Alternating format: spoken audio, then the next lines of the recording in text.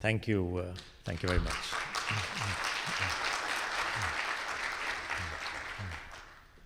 Honorable Chairman Nishimura, distinguished professors, colleagues, ladies and gentlemen, my friends. Thank you for your interest in this area of sustainability. Today I will speak with you about measuring sustainability, what I hope and I believe it will look like into the future. Why is it important? For one very simple reason. Because we all want sustainability. We all say that we support an inclusive green economy. But how do we know we are making any progress in that direction unless we have some means of measuring it? You cannot manage what you do not measure. That is what I say. And it is equally important when you are beginning the right progress towards sustainability to have with you the right systems to measure that progress. Today I will discuss this with you in the context of the Sustainable Development Goals, which all nations have agreed last year to be able to abide by 2030. And I will demonstrate to you how measuring sustainability is possible, indeed how it is being done by the leading nations and in leading sectors and by leading companies, and how it needs to be done not just at the national level, but also at the sectoral level, like food and agriculture, and also, and perhaps most importantly, at the level of the corporation, the company. I am particularly proud to be and honored to be one of the winners of your Blue Planet Prize. And a company such as Asahi Glass Company has already shown the way of leadership by committing itself to this important campaign. You and other companies need to continue in this direction and demonstrate that, in fact, there is a new way of moving forward, and I will discuss that. But let me begin first by establishing the context of the Sustainable Development Goals. When we look at the Sustainable Development Goals, we usually see a picture a bit like the left-hand side, which is flat. It gives the 17 goals. There is a little box to make it perfect, 3 by 6, 18 squares. And it looks like it's a menu, like a restaurant menu that, some people can commit to reducing inequalities, others can commit to zero hungers, and others can commit to improving life on land or life in the oceans or climate change. But that's not so. The Sustainable Development Goals are actually all connected. They are not a menu. Instead, I would say they are like a set. They have to go together. So sometimes people try to represent their connectedness by showing them in the form of the circle. But even that does not explain. When a country or a state or a province or a company wants to do something towards Sustainable Development Goals, where should it begin? What should it do first and next? That doesn't explain it. The circle does not explain it. To truly understand how they are connected, Johan Rockström from the Stockholm Resilience Center and myself prepared a paper for the Secretary General of the United Nations 2 years ago. And in that, we described the structure of the Sustainable Development Goals more in layers. Some people call this the wedding cake. But what we are saying is that the foundational layer without which you cannot have any other goals achieved is the ecological layer. These are the goals that relate to fresh water, to life on land, to life underwater, that means in the ocean, the fish, and then finally, the climate goals. And together with these 4 goals, if we manage our ecosystem, our ecological base, we will achieve resilience. That resilience of the world to be able to support the other goals. And the other goals, of course, are poverty and hunger and social justice, and so on. So we need the resilience of the biosphere in order to be able to get social goals, and the social goals are there to achieve equitable access, so that it's only not one segment or the other segment of society that benefits, but everyone who receives some benefit. And finally, once we have achieved that level of equality, that level of equality of access, only then can we truly rely upon the ability of the economy to be productive And that's when you start achieving the economic goals, which are right at the top, and finally the integrating goal right at the top in terms of sustainable development. So there is a clear structure here in the sustainable development goals. This structure needs to be followed no matter whether you are a country or whether you are a province or even if you are a company, because any strategy that you want is dependent on it. Let us take, for example, to illustrate this point, the goal number 2, which is the goal of hunger. This one here, the orange goal on the right-hand side. But how are we to achieve no hunger if we are mismanaging life on land? Already, 40% of the land on Earth is basically dedicated to human food. Out of that, 26% is dedicated to cattle, and the remaining grows crops. And some of the crops are actually growing food for livestock, food for cattle. If we don't manage that land, if by increasing the land use from 40% to 70%, which is what we would need to do if we continue business as usual, if we don't change our agricultural systems, we will be using in 2050 almost 70% of the land on Earth. That is truly impossible. It would mean destroying the entire ecosystems of the planet. So clearly we cannot continue with today's form of agriculture. Secondly, more than 1 billion people in the developing world get the main source of animal protein from fish, not from milk and meat, but from fish. And if we continue fishing in the way that we fish, which is treating fish like they are being mined, in other words, we are using subsidies to build bigger trawler fleets so that they can fish further and fish deeper and remove the stock of fish. If we do fishing in an unsustainable manner, then how are we going to achieve the goal of nutrition and health at the same time as the goal of hunger? Nutrition is important. It is not only about calories, it's also about micronutrients. How will we achieve proteins for the 1 billion people in the developing world? So we need to make sure of that. Then, if we do not manage water, fresh water, then how will we irrigate the crops that are required in order to produce our food? And finally, if we do nothing on climate, gradually some of the most important staple crops, especially wheat, are highly susceptible to climate change. How will we continue to make them productive to feed the people in the world? So you can see that just in order to achieve the goal number 2 of hunger, we have to look at all of the 4 goals below it. And not only that, but we have to look also at goal number 3, which is about human health. Because today, the consumption of sugar is so huge and so big, and the subsidies for sugar are so big, especially corn-based sugar. Maize is mainly grown, almost half of maize is grown, to make high fructose corn syrup, which goes into soft drinks and various other foods. And that is the main source of obesity around the world and of diabetes. So the connected goal of health is also part of the challenge of achieving the goal of no hunger.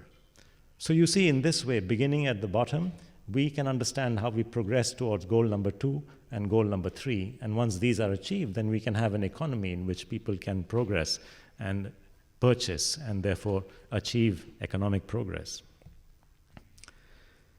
In doing this, we will see that in fact we are making use of many capitals.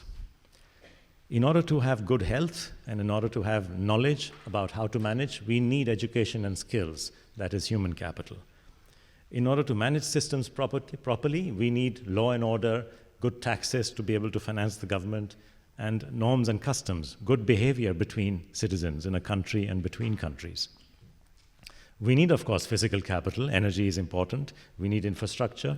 And we need numerous patents, including biotechnology patents. And, of course, we need money, finance. These are all physical capital. And most importantly, we need natural capital.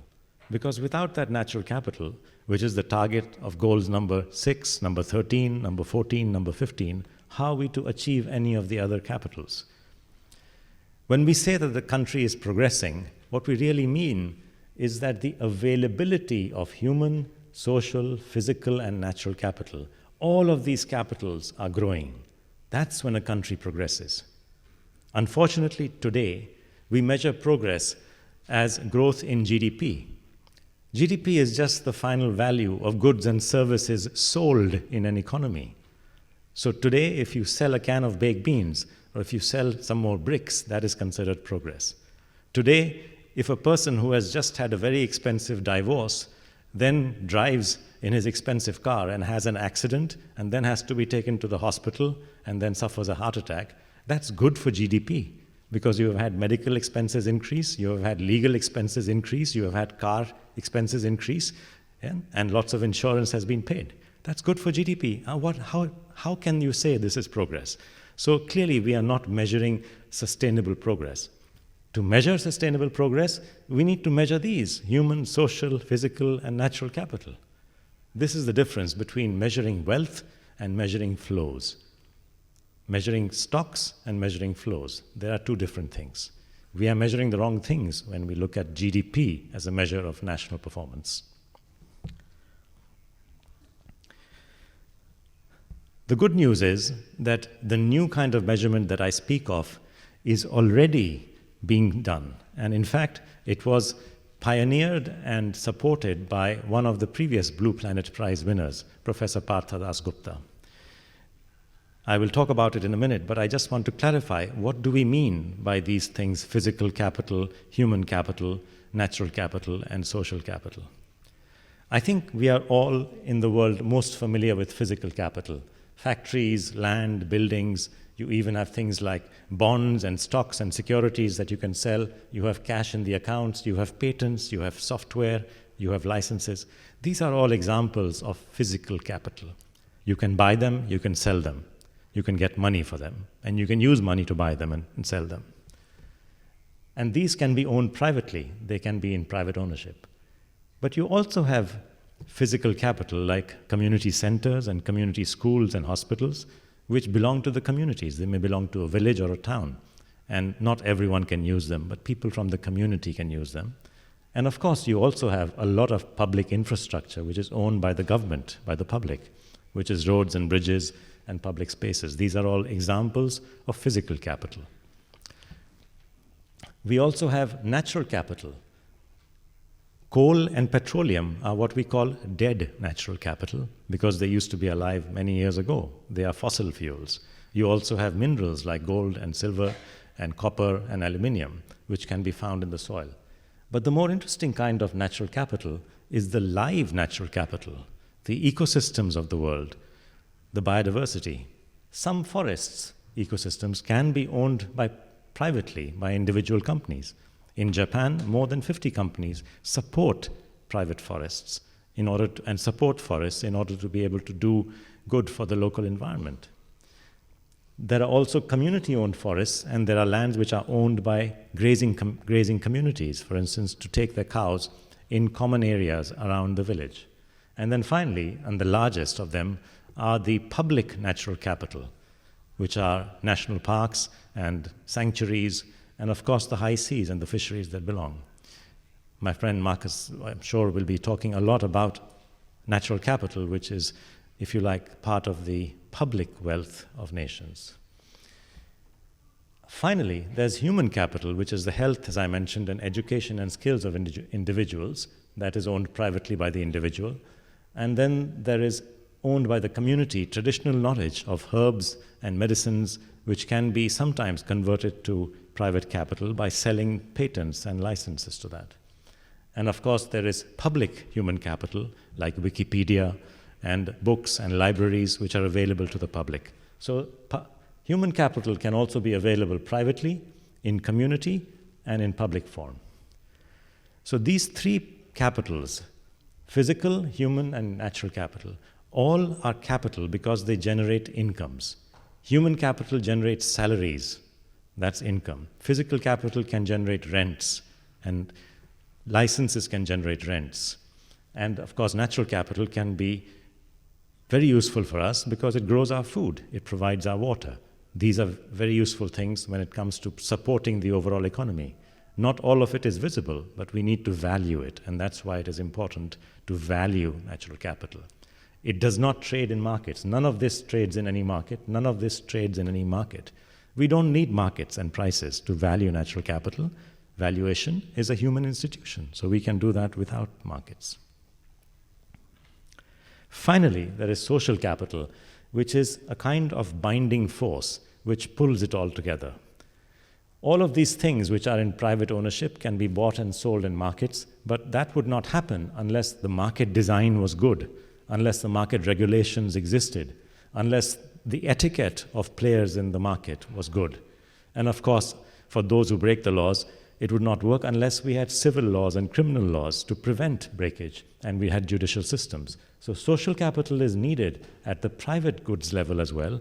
It's needed certainly as community norms and rules and culture and customs. And it's of course needed most importantly at the national level, because without a constitution, law and order, taxation systems, and providing communal harmony and social equity, it would be impossible to manage the country.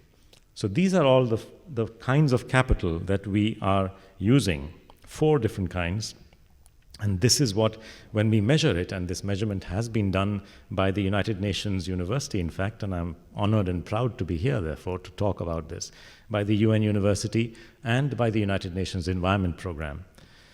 Friends, you will be very pleased to note that when we do these measurements, and they have been published twice in 2012 and 2014, you will find them on the websites of the UN. When you do these measurements, you will find that per capita, in other words, per head, in fact, Japan is the world number 1. You have the highest total capital per capita than anyone. This picture that I have got is from The Economist magazine, so even they are aware of it. Why is this? Because of, the size of human capital in Japan, which means knowledge and skills, a highly trained workforce, thanks to the Kaizen and other disciplines that Japan has followed. A very healthy workforce, which is obvious in the long lives that you have here in Japan. These are aspects of human capital which are important, and per capita it is the highest. After that comes US, Canada, and so on. And these are just examples from other countries. Human capital and growing human capital, in fact, is the biggest difference between the developing world and the developed world. You will see from this color-coded system where human capital is more than 80% of the wealth of the nation, per capita wealth, you will find places like USA and Europe. And where human capital is very low, which is 20 to 40%, you will find lack of development. Sub-Saharan Africa and certain countries in Latin America and Saudi Arabia and so on. So you will find that human capital and how much there is as a fraction of the total national wealth in fact tells you how developed is the country. The more is your human capital, like Japan, where it is almost 80%, or Europe, where it is 60 to 80%, the more high the human capital as a fraction of the total capital, the more developed that country is. So that is my comment on measuring wealth, measuring sustainability. It's all about measuring capital stock in human, natural, social, and physical capital per head in the country. But how does this work in a sector? So let us take an example, agriculture and food. Most people think that this is what agriculture is. You plant seeds, the seeds grow and they become crops, and the crops generate yield and fruit and meat and milk and so on. But what people don't realize is that actually the agricultural system is much more complicated, and it's actually like this, because we are feeding into the agriculture system sunlight and fresh water. People don't think about the fact that just think you plant seeds, but actually without light and water, what is the seed? And at the same time, nature is providing so many different services, whether it's control of erosion or control of pests, or whether it is regulating climate, pollination, which I spoke about in my movie, cycling of nutrients, and so on. And at the same time, the agricultural system is also causing certain damage to ecosystems, such as emissions, climate emissions, methane emissions, pollution, soil erosion, encroachment of natural habitats, species reductions, etc. At the same time, there are benefits which are being provided by agriculture. People don't realize that today 1.3 billion people are employed in agriculture. It is in fact the world's largest employer, 1,300 million people. This is much, much more than the global steel industry, car industry, and IT industry, each of which have only between 4 and 10 million employees. These employments are important, but also is employment the food and nutrition that agriculture provides, and the cultural heritage. Here in Japan, you have Satoyama, which is a form of agriculture which preserves cultural heritage and is positive and protective to the environment. So these are positive impacts of agriculture. So we need to understand this in its full totality, not just the visible flows which are there, but all of the invisible flows which are here. But how do we measure it? And this is the problem. Today, we measure agricultural output and success in terms of per hectare productivity. We will find the single unit and we will say, well, we are looking at production, we are looking at natural landscapes, and we are looking at the farm and supply of pesticides, fertilizers, electricity, and water, and we will measure the outputs of those, and then we will measure the farm outputs, and we will take the value addition and measure it in terms of per hectare productivity. It will be part of the GDP, system of national accounts, in terms of profits, rents, wages, salaries, taxes, and so on. My friends, the reality is much more complicated, and this is what the reality is. So we cannot only measure per hectare productivity. It is one little corner of the total picture. This is the total picture. When we measure not just the production, but also the processing of the food in industry, as well as the distribution, not just the processing and distribution, but also the consumption of food, and of course the waste. And we measure not just the profits and wages and taxes, but we also measure all of the value that nature has provided into agriculture. We also measure some of the negative impacts of agriculture in terms of pollution, and we measure in terms of the health impacts. Diseases are sometimes caused as a result of bad practices in agriculture. Antibiotic resistance arises as a result of overuse of antibiotics for animals.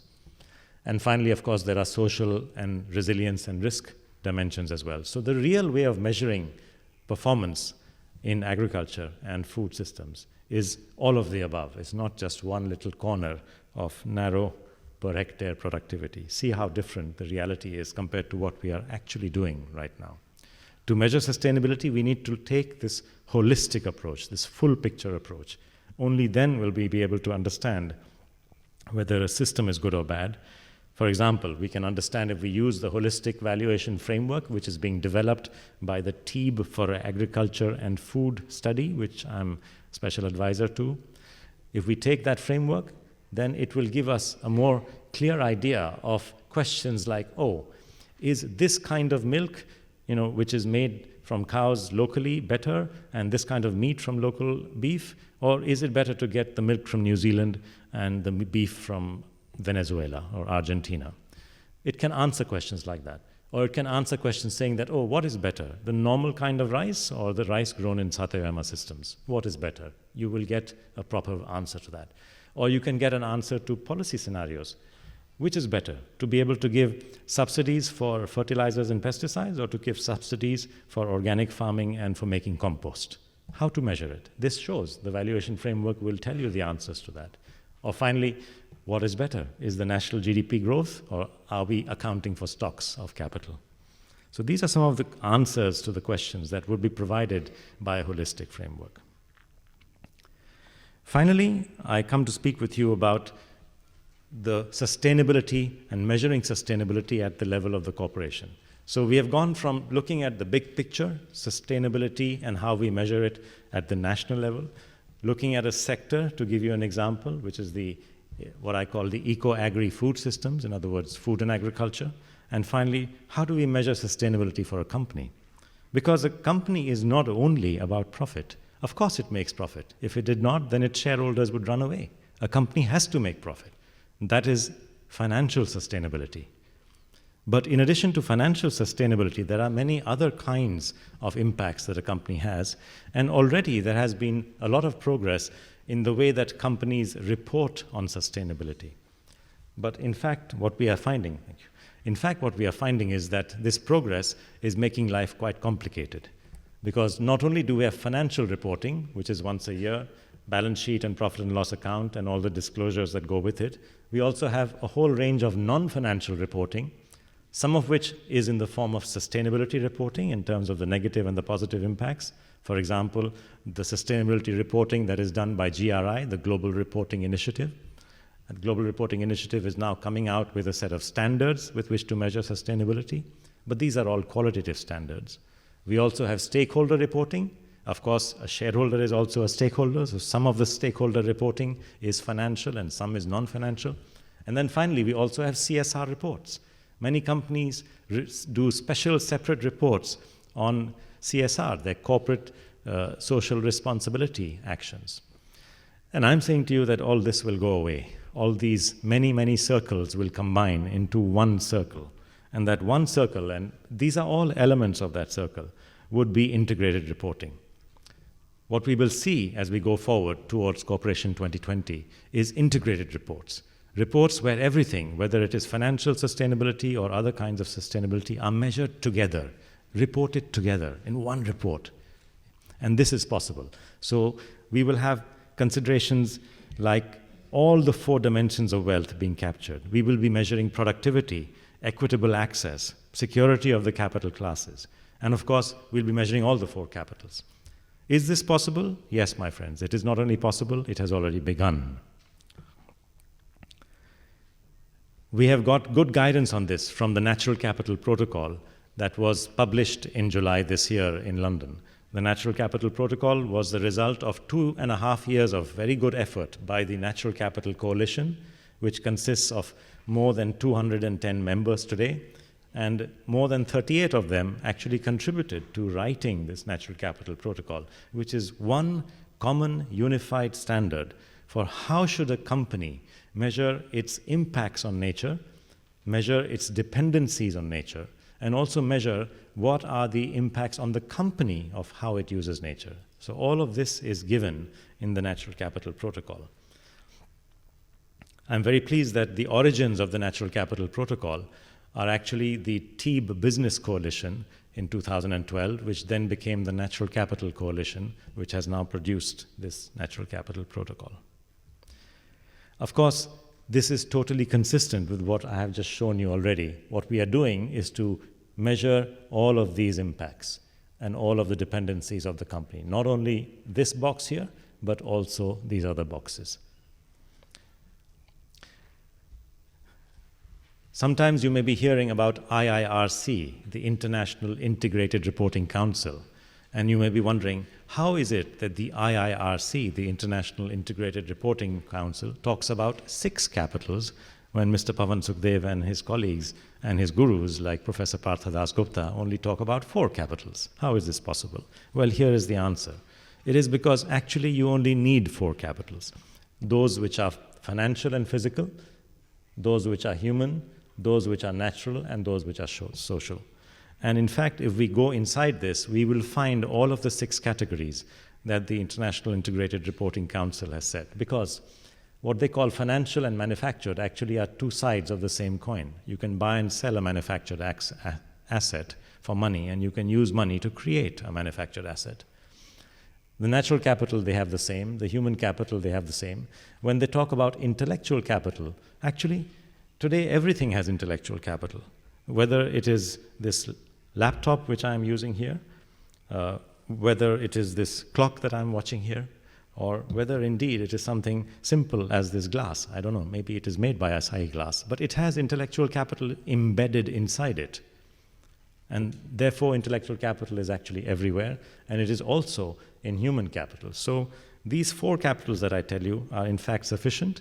They are consistent with the ontology of environmental economics, and it is easier to count 4 things instead of 6 things. You know, we only have 5 fingers. So let us do it that way, and we have an approach which my colleagues at GIST and others like TrueCost and TruePrice have put together, which will make your results look a bit like this. You measure along the value chain human, social, and natural capital impacts, and also your company's financial capital impact for shareholders. The first group to do this and publish it was AkzoNobel, a Swedish and Dutch chemical company in 2014, published its entire 4-dimensional profit and loss: human, natural, social, and financial capital. That was done by myself, my team, and colleagues from TrueCost and TruePrice. And they have also shown how much of these positive and negative impacts are upstream, are from the company, and they are downstream of the company. So they are also measuring along their value chain. Another more recent example, which is very interesting, is from a Brazilian company called Amata, which is a forestry company. This Brazilian company has decided that its philosophy in doing timber in the rainforest is that the timber's value should be worth more standing than it is cut. In other words, it is in some way going against the common logic of timber companies. It is also looking at ecosystem services. Its approach is to work with communities. It first approaches the community to find out whether it is acceptable to do limited logging, and only then it begins. And one of the impacts of that approach is that unlike most logging companies in Brazil in the rainforest, who are opposed by the local communities make complaints against them, and the complaints sometimes lead to fines, and the fines and the legal fees are really quite expensive. We found that in the case of Amata, there are 0 complaints and there are 0 fines. So in fact, Amata is saving money as a result of its policy of engaging first the local community, employing them in the plantations, using food from their plantations to feed in their canteens and so on. So that is a good example of social capital which actually gives benefits to the company itself. This is from their report that was just published. They look at identifying or discovering what are the areas of capital that they impact.